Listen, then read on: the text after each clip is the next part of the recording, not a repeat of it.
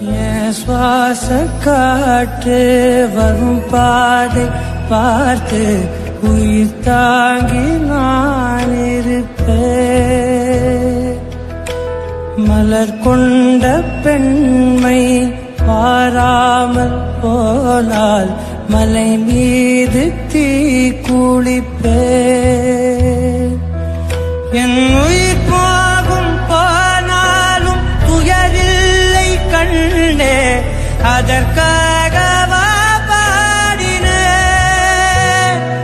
வரும் எதிர்காலம் உன் மீது பழி பாடும் பெண்ணே, அதற்காக பாடினேன். முதலா முடிவா